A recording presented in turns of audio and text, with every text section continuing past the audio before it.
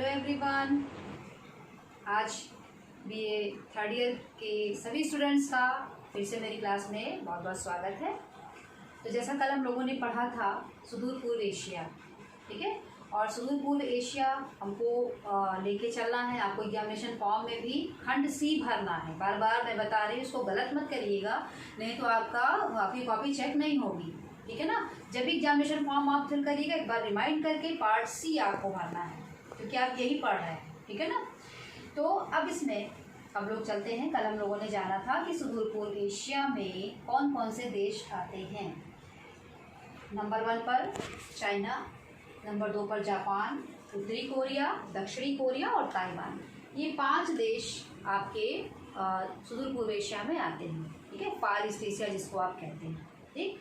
और इसका मैंने क्षेत्रफल लिखा हुआ है। क्षेत्रफल आप देख लीजिए, क्षेत्रफल से ही हमको ये पता चल जा रहा है कि कौन सा देश बड़ा है और कौन सा छोटा। जिसमें आप देख रहे हैं 95 जो है 1,61,000 वर्ग किलोमीटर चाइना का क्षेत्रफल, जापान का 3,77,819 वर्ग किलोमीटर, उत्तरी कोरिया का 1,20,538 वर्ग किलोमीटर, दक्षिणी कोरिया का 99,263 वर्ग किलोमीटर और ताइवान का 36,188 वर्ग किलोमीटर, ठीक है। तो इसमें हम खुद ही देख रहे हैं, क्षेत्रफल के हिसाब से हमें पता चल जा रहा है कि सबसे बड़ा कौन सा है और सबसे छोटा कौन सा है, ठीक। तो इसकी शुरुआत करने के लिए हम लोग सबसे पहले चाइना के बारे में थोड़ा सा परिचय, थोड़ा सा उसका इतिहास, इस सब को थोड़ा सा अपने माइंड को मेकअप करेंगे, ठीक है। तो अब हम लोग आते हैं, थोड़ा सा मैप देख लेते हैं। अब देखिए, ये हमारा मैप है जिसमें हम लोग पीले रंग से चाइना को देख रहे हैं, हल्के ऑरेंज कलर से हम लोग जापान को देख रहे हैं। इसी में नीचे हल्का जो हमारा ब्राउन शेड है ये नॉर्थ कोरिया और ये हमारी साउथ कोरिया, ठीक है। और उसके बाद नीचे की तरफ जब जाएंगे ये हमारा पिंक कलर में हमारा ये ताइवान है, ठीक। तो खुद ही देख रहे हैं हम लोग कि इस पूर्वी एशिया में सबसे जो बड़ा क्षेत्रफल घेरे हुए है वो हमारा चाइना है, पीले सबसे बड़ा, ठीक। और इसके अगल बगल के जो भी इसके साथी देश हैं बहुत ही छोटे और बहुत ही, जिसको आप देख रहे हैं कि द्वीपीय क्षेत्र में छोटे छोटे द्वीप। अब जापान को ही अगर हम देखें तो द्वीपीय रूप में सेम के बीज के आकार का बिल्कुल से ऐसे ही ये दिखाई देता है, ठीक है। जापान की रचना ही तो केवल द्वीपों से ही हुई है, 7 द्वीप मिलकर जापान बना हुआ है, ठीक है ना। लेकिन टक्कर इतने बड़े देश को देता है। आप खुद देख लीजिए कि मैप में ही इसका हमें अंतर दिखता है कि इतना पिद्दी सा देश और चाइना से हमेशा कंपटीशन में कभी आगे रहता है, कभी थोड़ा सा पीछे रहता है, लेकिन बराबर की टक्कर देता है। उसके बाद उत्तरी कोरिया। उत्तरी कोरिया देखिए, उत्तरी कोरिया इसमें हल्का जो ब्राउन वाला पार्ट है ये नॉर्थ कोरिया और ये साउथ कोरिया, ठीक है। ये यहाँ से 20 से डिवाइड है। किस चीज़ से डिवाइड है? 38 डिग्री अक्षांश की रेखा, 38 डिग्री अक्षांशीय रेखा से ये विभाजित है। अब 38 डिग्री अक्षांशीय रेखा हम कैसे समझेंगे? हम थोड़ा सा इधर ध्यान दें तो ये वाली जो हमारी अक्षांश रेखा है ये देखिए, ये है हमारी 40 की, आपको दिख रही होगी ना, 40 डिग्री की अक्षांशीय रेखा है। और इसके जैसे हम ठीक नीचे जाते हैं तो ये हमारी 30 की है। इसका जस्ट हाफ करें तो हमारा 35 हो जाएगा और अगर काउंटिंग करें तो 36, 37, 38, ठीक है ना। ये वाली अगर हम हल्की पेंसिल से मार्क करें तो ये ठीक ये विभाजित वाली रेखा के सम्मुख ये आ जाता है। तो 38 डिग्री अक्षांशीय रेखा के सहारे इसका विभाजन किया गया है, ठीक है। इतना समझ में आ गया आप लोगों को। अब इसके बाद हम नीचे जाते हैं तो देखते हैं छोटा सा हमारा, ये देखिए एकदम पिंक कलर में, देखा आपने, ताइवान बहुत छोटा सा द्वीपीय देश है, ठीक है। और ताइवान पर हमेशा चीन कब्जा करने की कोशिश करता है, लेकिन ये जो बहुत छोटा सा पिद्दी देश है ये अपने को इसने गुलाम नहीं होने दिया। इसने अमेरिका की मदद से अपने को अभी भी आज़ाद रखा हुआ है, ठीक है। लेकिन ताइवान और चाइना के बीच फार्मोसा जल संधि है जो इन दोनों को जोड़ती है। फार्मोसा जल संधि द्वारा ये जुड़ते हैं, ठीक है ना। तो ये बहुत छोटी छोटी चीज़ें हैं जो भी हम आपको आगे भी बताते चलेंगे। तो चाइना के बारे में जैसा हम देख रहे हैं कि चाइना भारत का बहुत बड़ा पड़ोसी देश है। बिल्कुल आप देख रहे हैं सटा हुआ है एकदम साथ साथ, बिल्कुल यहाँ तक सर से लेकर के ये पूरे आधे भाग को घेरे हुए है, ठीक है, और हमेशा एक टेंशन देता रहता है भारत को, ठीक है। इसकी सीमाएं आप देखिए, उत्तरी कोरिया रूस से लगी हुई है, इधर मंगोलिया से लगी हुई है, इधर पाकिस्तान, अफ़गानिस्तान, यहाँ तक इसकी सीमाएं। और उसके बाद इधर हम देखेंगे दक्षिण की तरफ, तो ये हो जाएगा लाओस, फिर हमारा ये थाईलैंड, वियतनाम, ये देखिए यहाँ इधर दक्षिण की तरफ बहुत सारे इसके पड़ोसी देश हैं, ठीक है। केवल इसका जो पूर्वी भाग आप देख रहे हैं, इधर की इसका जो पूर्वी भाग आप देख रहे हैं पूरा समुद्र तटीय क्षेत्र है, समुद्र से मतलब कुल मिलाकर के इसका एक भाग पूरा समुद्री है, बाकी सारा का सारा उत्तर का भाग देखिए आप, इधर पश्चिम का भाग देखिए, है ना, ये सब स्थलीय सीमाओं से आबद्ध है, ठीक है। और यही रीज़न है। अच्छा, एक समस्या चाइना के साथ ये भी है कि इसका जो पश्चिम का भाग है, टोटल आप समझ लीजिए यहाँ तक का भाग, ये पूरा का पूरा भाग पर्वतीय है और यहाँ पर जनसंख्या का बसाव बहुत कम, यानी आप 0 मानकर चलें तो वो पाया जाता है। और सबसे अधिक जो जनसंख्या पाई जाती है वो आपके पूर्वी भाग में, यानी जो समुद्र के किनारे का भाग है, केवल इसी में जनसंख्या का बहुत बड़ा जमाव या जनाधिक्य प्रदेश आप कह सकते हैं, ये यहाँ पर पाई जाती है, ठीक है। अब आप कहेंगे कि इतना बड़ा क्षेत्रफल होते हुए चाइना में केवल अगर एक भाग में जनसंख्या है तो इतनी अधिक कैसे है? आश्चर्य की बात तो है ही है कि केवल एक पूर्वी भाग में जनसंख्या का बसाव होने के कारण ही नंबर 1 पर बने हैं। और अगर इसका पूरा क्षेत्रफल, यानी जितना इसका भाग अगर रहने योग्य होता तो सोचिए इनकी क्या जनसंख्या होती, है ना। तो इसके पास क्षेत्रफल होते हुए इसका एक आप कहेंगे कि इसकी एक कमी है या इसको एक श्राप है कि केवल इसका पूर्वी भाग या ये हिस्सा ही केवल इसके, चाहे वो खेती के योग्य हो, चाहे वो रहने के योग्य हो, इसके उद्योग धंधे भी केवल इसी पोर्शन में पूर्वी भाग में लगे हैं। बाकी सारा का सारा एरिया या तो डिज़र्ट है या तो बहुत ही ऊंची ऊंची पहाड़ियों से घिरा हुआ है या तो बहुत ठंडा क्षेत्र है, वो रहने योग्य नहीं है। ये तो हम लोग जब आगे इसके एग्रीकल्चर, इसका फिज़िकल पढ़ेंगे तो बहुत डिटेल इसकी स्टडी करेंगे कि आखिर यहाँ पे है क्या जिसकी वजह से चाइना को इतनी प्रॉब्लम है, इतना इसका स्थलीय क्षेत्र होते हुए भी इसके किसी यूज में नहीं है, ठीक है। तो ये सारी चीज़ें चाइना के बारे में। उसके बाद फिर राजनीतिक दृष्टि से देखें तो चीन में 21 राज्य, 5 स्वशासित प्रदेश और 3 महानगर पालिकाएँ हैं, ठीक है। और सबसे विकसित इसका जो शहर है, बहुत सारे इसके शहर हैं, वुहान का नाम आपने सुना ही होगा, बहुत लोग नहीं सुने होंगे तो आप सुन लिए होंगे कि कोरोना वायरस वुहान शहर से ही फैला था, ठीक है। तो लेकिन उसमें सबसे अधिक अगर विकसित देखा जाए तो शंघाई में ही जनसंख्या का घनत्व भी बहुत अधिक पाया जाता है और विकसित विकास के क्षेत्र में उद्योग धंधे भी सबसे ज़्यादा शंघाई में लगे हुए हैं, ठीक है ना। तो इस तरह से चीन के बारे में बहुत शॉर्ट नॉलेज आपको मैंने दी। तो आते हैं जापान पर। जापान के बारे में कुछ समझ में आया होगा मैप में देख के आप लोगों को, ठीक है। अब सेकंड जो हमारा देश है वो है जापान। मैप में भी मैंने आपको दिखाया कि सेम के बीच के आकार का चीन के ठीक पूरब में, यानी चीन से भी पूरब में हमारा जापान बसा हुआ है। और जापान की एक विशेषता है कि पूरा का पूरा द्वीपीय क्षेत्र है, पूरा चारों। अभी मैंने चाइना दिखाया आपको कि इसकी सभी सीमाएं उत्तर, पूरब, दक्षिण क्या है, स्थलीय सीमाओं से आबद्ध है, लेकिन इसका पूर्वी जो भाग है उधर की तरफ खूब सारे समुद्र हैं आपके, ठीक है। अब लेकिन जापान को अगर हम देखें तो जापान के चारों ओर समुद्र ही समुद्र है, इसलिए इसके साथ बड़ी प्रॉब्लम है, लेकिन गजब का देश है ये हमको मानना पड़ेगा।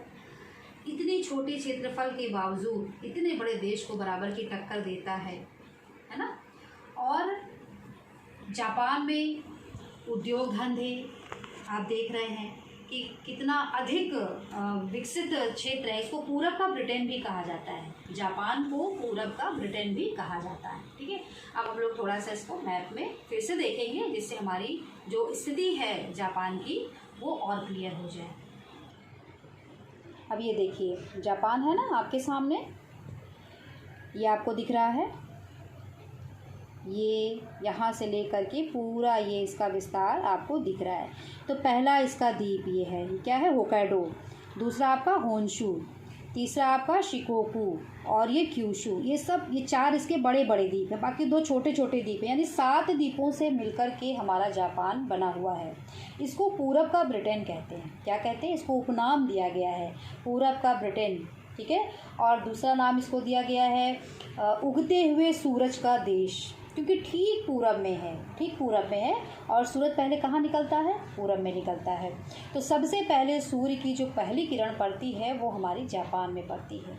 और इसको ये जो उपनाम दिया गया है कि उगते हुए सूरज का देश, इसने कैसे चरितार्थ किया? आपको याद होगा या आपने पढ़ा भी होगा जीके में और सारी चीज़ों में कि 1945 में जब इसके ऊपर अमेरिका ने परमाणु बम, एटम बम से हमला किया था, तो इसकी क्या स्थिति हुई थी? क्या स्थिति हुई थी? पूरा का पूरा शहर इसका, 2 नागासाकी और हिरोशिमा पूरी तरह बर्बाद हो गए थे। आप बहुत कई बार इसको पढ़े होंगे। और उसके बाद ये देश जिस तरह से उठ कर के खड़ा हुआ, सीखने लायक है। हम लोग को सीखना चाहिए कि कोई भी कभी भी अगर ऐसी स्थिति आ जाए कि हमारा पूरा किसी तरह से बड़ा नुकसान हो जाए, तो हमें हताश नहीं होना चाहिए। हमें फिर से आगे बढ़ने के लिए हिम्मत बटोरनी चाहिए, और ये हमें जापान से सीखना पड़ेगा। नहीं तो आज ये देश वर्ल्ड में नंबर 1 पर होता। अगर इसको अमेरिका ने बर्बाद ना किया होता तो आज इसकी स्थिति वर्ल्ड में नंबर 1 पर होती, जो आज अमेरिका और चाइना की है, ठीक है। लेकिन फिर भी ये टक्कर देता है, कहीं ना कहीं अमेरिका को, कहीं ना कहीं चीन को बराबर की टक्कर देता है, ठीक है ना। इसका आप औद्योगिक देखिए, इसका आप इसकी टेक्नोलॉजी देखिए, सभी कुछ बहुत अच्छी है, ठीक है। और इसको निप्पन, कई जगह आपने जीके में या आपके क्वेश्चन आंसर में भी आया हुआ, इसको निप्पन भी कहा जाता है। निप्पन का ये एक जापानी नाम है जिसका अर्थ होता है उगते हुए सूरज, उगता हुआ सूरज, ठीक है ना। तो ये सारी चीज़ें हैं जापान के लिए। बाकी जब जापान का हम डिटेल पढ़ाएंगे तो आपको और भी डिटेल बताएंगे, ठीक है। अब जापान की लोकेशन आपको क्लियर हो गई होगी कि कहाँ है। चीन के ठीक पूरब में, और बहुत डिस्टेंस भी नहीं है, ये लोकेशन आपको क्लियर हो गई होगी।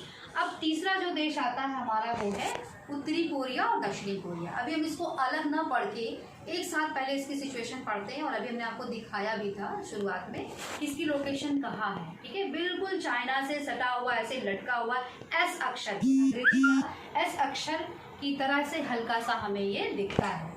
इस तरह से आप देखेंगे तो अंग्रेजी के एस अक्षर की तरह ये दिखता है। ऊपर वाले भाग को एक तरह से रफली आप ऐसे समझ लीजिए।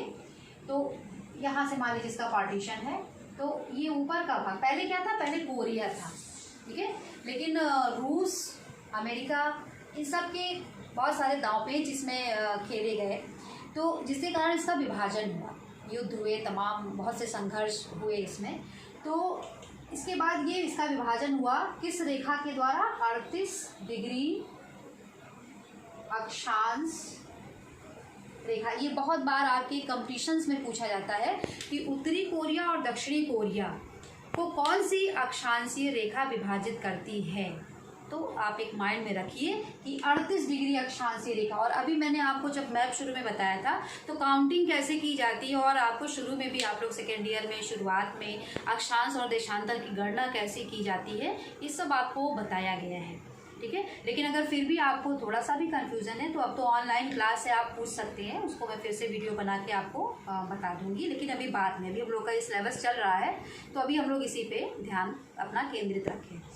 तो ये हमारा यानी ऊपर का भाग हमारा उत्तर की दिशा में है, इसलिए ये क्या हो जाएगा? उत्तरी कोरिया। और नीचे के भाग यानी दक्षिण में है, इसलिए इसको दक्षिणी कोरिया कहते हैं, ठीक है।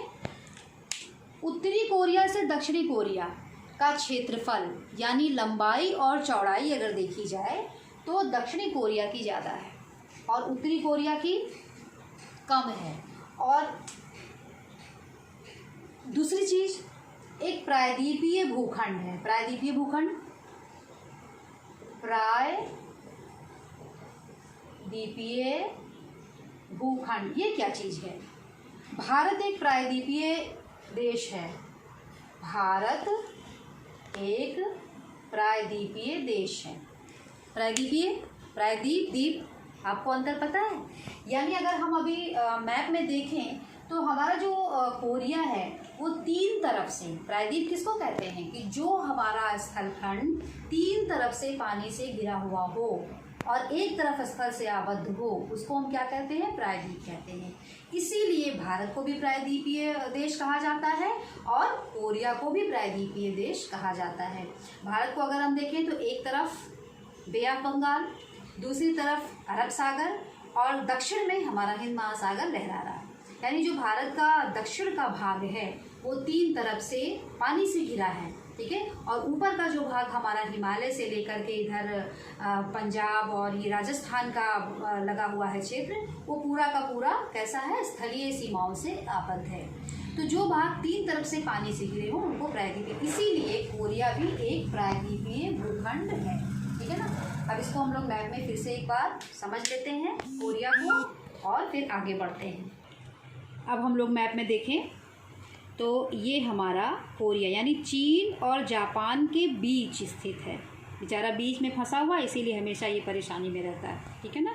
तो ये हल्का जो ब्राउन शेड है ये हमारा उत्तरी कोरिया, जिसकी राजधानी दी हुई है प्योंगयांग। याद कर लीजिए, क्योंकि एक एक नंबर वाले क्वेश्चन में हमने कहा ना कि कोरिया ओरिया से बहुत प्रश्न नहीं आते, लेकिन शॉर्ट क्वेश्चन जो हमारा 10 आता है वो पूछा जा सकता है। जैसे पिछली बार पूछा गया था, उत्तरी कोरिया के तानाशाह का नाम बताइए, दक्षिणी कोरिया की राजधानी का नाम बताइए। जो छोटे छोटे क्वेश्चन हमारे बनते हैं वो इनसे बहुत बनते हैं, तो राजधानी ज़रूर याद रखिए। उत्तरी कोरिया की राजधानी प्योंगयांग और दक्षिणी कोरिया की राजधानी सियोल, ठीक है, दोनों का नाम याद रखिए, ठीक है। और इधर एक तरफ ये सी ऑफ जापान यानी जापान सागर से घिरा हुआ, तो आप खुद ही देख रहे हैं कि जापान सागर और उसके बाद फिर ये आपका चीन सागर, पीला सागर, इसके बीच में ये घिरा हुआ है, ठीक है।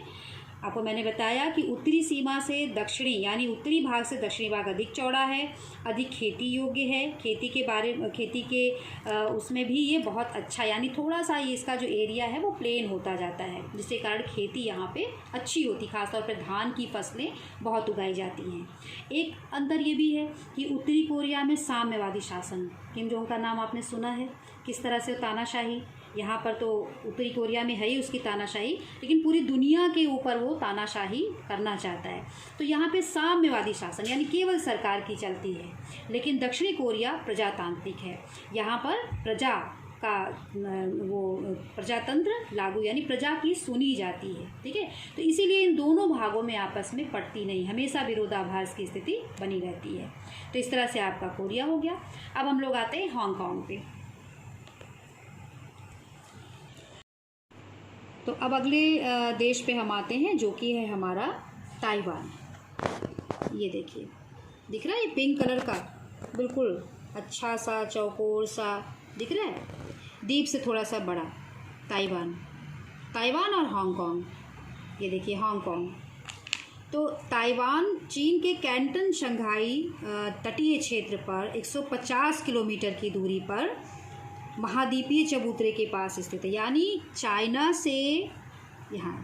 से ताइवान की जो दूरी है वो 150 किलोमीटर है, ठीक है। महाद्वीपीय चबूतरा ये आप लोग जब समुद्र विज्ञान पढ़े होंगे तो उसमें महासागरों की जो बनावट होती है, पहले शेल्फ होता है, फिर तट होता है, मंगल तट होता है, फिर महाद्वीपीय चबूतरे पाए जाते हैं, ठीक है। कभी न कभी ये पार्ट जो बीच का है, मतलब चाइना और ताइवान के बीच का जो पार्ट है, कभी न कभी ये आपस में जुड़ा रहा होगा, ठीक है ना।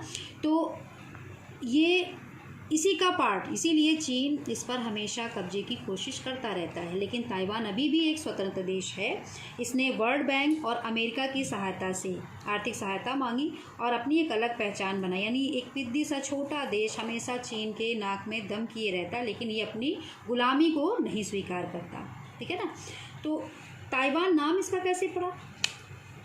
चीन और जापान के लोग इसको ताइवा कहते थे, चीन और जापान के लोग इसको ताइवा कहते थे, जिसका अर्थ होता है चबूतरा नुमा, यानी ये चौकोर आकृति में, ठीक है, चबूतरे की तरह इसका विस्तार पाया जाता है, इसलिए इसका नाम ताइवा, जो कि ये जापानी नाम है, चीनी नाम है, तो इसलिए इसको ताइवा कहा जाता है। ठीक है। अब ये ताइवान और चीन आपस में एक जल संधि द्वारा जुड़े हुए हैं, जिसको कि फार्मोसा जल संधि का नाम दिया गया है। फार्मोसा क्यों इसका नाम दिया गया? क्योंकि बहुत ही खूबसूरत ये क्षेत्र था, बहुत ही प्राकृतिक रूप से सुंदर था। तो स्पेन के नागरिकों ने, स्पेन के नाविक आते जाते थे इस क्षेत्र में नाव द्वारा मछली उसका शिकार करना व्यापार के लिए। तो इसकी सुंदरता देख करके वो बहुत प्रसन्न हुए थे और इन्होंने इसका नाम फार्मोसा रख दिया था। इसीलिए इसको जो है फार्मोसा जल संधि। जल संधि क्या होती है ये आप लोगों को थोड़ा सा पता होगा कि जल संधि क्या होती। जल संधि यानी दो तरह की जल राशियों का आपस में जोड़ना, ठीक है। डमरू जैसा इसका आकार होता है, डमरू की तरह, और बीच का जो भाग होता है यानी ये जो है ताइवान और चीन को जोड़ने वाला जो छोटा सा पतला सा पार्ट होगा वो कहीं ना कहीं से आकर के इसमें जुड़ा होगा, इसीलिए इसको जल संधि। कौन सी जल संधि? फार्मोसा। तो चीन और ताइवान किस जल संधि से जुड़े हुए हैं, अक्सर ये पूछा जाता है। या पूछा जा सकता है कि फार्मोसा जल संधि द्वारा कौन से दो देश जुड़े हुए हैं। तो अगर आप ये अभी याद कर लेंगे, मन में इसको ध्यान में दिमाग में रख लेंगे मैप से, तो आपको हमेशा कभी भूलेगा नहीं कि चाइना और ताइवान दोनों को जोड़ने वाली जो जल संधि है उसका नाम फार्मोसा, ठीक है, फार्मोसा जल संधि है। तो इस तरह से आपको लगभग मैंने जितने इसके देश हैं, चीन, जापान, उत्तरी कोरिया, दक्षिणी कोरिया और ताइवान, ठीक है, ये आपको मैंने क्लियर कर दिया है, ठीक है। तो आप लोगों को मैप में सभी देशों की लोकेशन क्लियर हो गई होगी, ठीक है। अब अगर हम थोड़ा सा ध्यान दें तो पांचों देशों में ऐसी क्या क्वालिटीज़ हैं या पांचों देशों की ऐसी क्या विशेषताएं हैं, कमियां हैं, उनको एक सिलसिलेवार पॉइंट्स के थ्रू हम लोग देख सकते हैं। जैसे पहला अगर हम देखें तो हमने चाइना को भी देखा, जापान को भी देखा, ठीक है, ताइवान और उसके बाद उत्तरी कोरिया, दक्षिणी कोरिया। सभी में सबसे अधिक जो फिजिकल जो संरचना है उसमें हम देखते हैं कि पर्वत श्रेणियाँ बहुत पाई जाती हैं और मैदानी क्षेत्र, पर्वत पठारों की संख्या बहुत अधिक है और मैदान जो है वो बहुत कम है, जिसकी वजह से चाइना में तो एक भाग में थोड़ी बहुत जनसंख्या का निवास है, लेकिन जापान में ऐसी स्थिति है कि लोगों को रहने के लिए ज़मीन नहीं मिलती, ठीक है ना। वो लोग बोट में छोटी छोटी नाव में अपना घर बना के रहते हैं। तो बहुत ही कम है कृषि योग्य ज़मीन और घर भी बनाने के लिए उनको समतल ज़मीन का बहुत अभाव है। ये सभी देशों में ऐसी स्थिति है। उसके बाद जलवायु अगर हम देखें तो सभी पांचों आपके देशों में मिलाकर शीतोष्ण जलवायु पाई जाती है। कैसी जलवायु? शीतोष्ण जलवायु पाई जाती है। रीज़न आप खुद ही देखिए कि जापान पूरा समुद्र से घिरा हुआ है, चाइना पूरा एक जहाँ पे सबसे अधिक उसकी आबादी है पूर्वी भाग में, आप देख रहे हैं समुद्र के किनारे बसा हुआ है। ताइवान पूरा द्वीपीय ही है और उत्तरी कोरिया की भी स्थिति कैसी है कि तीनों ओर से पानी से घिरा हुआ है। तो गर्मी तो नहीं बहुत अधिक पड़ती, हाँ, लेकिन जलवायु कैसी है? शीतोष्ण पाई जाती है। समुद्र के प्रभाव के कारण वहाँ का वातावरण जो है वो शीतोष्ण बन जाता है, ठीक है। हमेशा समुद्री प्रभाव इन सभी देशों के ऊपर बहुत अधिक रहता है। उसके बाद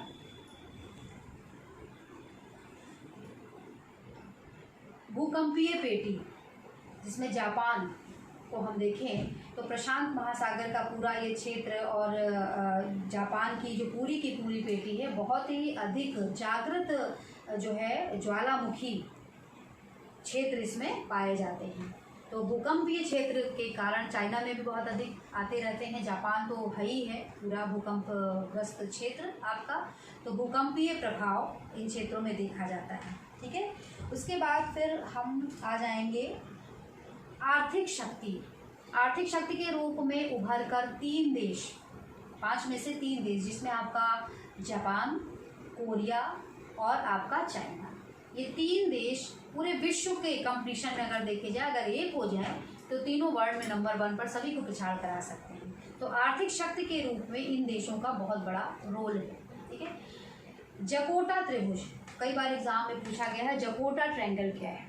जकोटा ट्रायंगल हम लोग एक बार मैप में फिर लौटेंगे और इसको समझेंगे कि जकोटा त्रिभुज क्या है। जकोटा त्रिभुज क्या है? जापान, दक्षिणी कोरिया और ताइवान, ये तीनों मिलकर के आर्थिक शक्ति के रूप में प्रेजेंट्स में बहुत आगे बढ़ रहे हैं, ठीक है ना। आप इसको एक पॉइंट यहाँ मानिए, एक पॉइंट यहाँ और एक पॉइंट ताइवान। तो आप देखिए ट्रायंगल नुमा आकार बन रहा है, ठीक है। इसी को क्या कहा जाता है? जकोटा। पूछा जाता है कि जकोटा त्रिभुज में कौन कौन से देश सम्मिलित हैं। तो अगर आपके दिमाग में है, मैप को आप अपने दिमाग में बिठा लीजिए, तो उत्तरी कोरिया नहीं, दक्षिणी कोरिया, जापान और आपका ताइवान, ये तीनों मिलकर व्यापार के क्षेत्र में बहुत आगे बढ़ रहे हैं आर्थिक प्रगति में, इसलिए जो है इसको जकोटा त्रिभुज कहा जाता है। बच्चों, आज आप लोगों को समझ में आया होगा सभी पूर्वी सुदूर पूर्व एशिया के देशों की जो लोकेशन है, जो कंप्लीशन है, वो आपको समझ में आया होगा, ठीक है। और अब इसको आप लोग खुद से थोड़ा सा एटलस में और देखिएगा, और बहुत सारी सोर्स हैं किताबों से, आप विभिन्न गूगल से देख लीजिएगा, जो आपको नई जानकारियाँ मिले आप ऐड करके अपना नोट्स बना सकते हैं, ठीक है। तो कल हम लोग अब इसके आगे चलेंगे, इसके फिजिकल को लेकर के चलेंगे कि चाइना का फिजिकल अक्षांशीय देशांतरी विस्तार, ये सब वो हम लोग नेक्स्ट वीडियो में करेंगे। अब इसमें जो आपको नहीं समझ में आया होगा, आप इसमें क्वेश्चन हमसे दोबारा पूछ सकते हैं। Okay, thank you.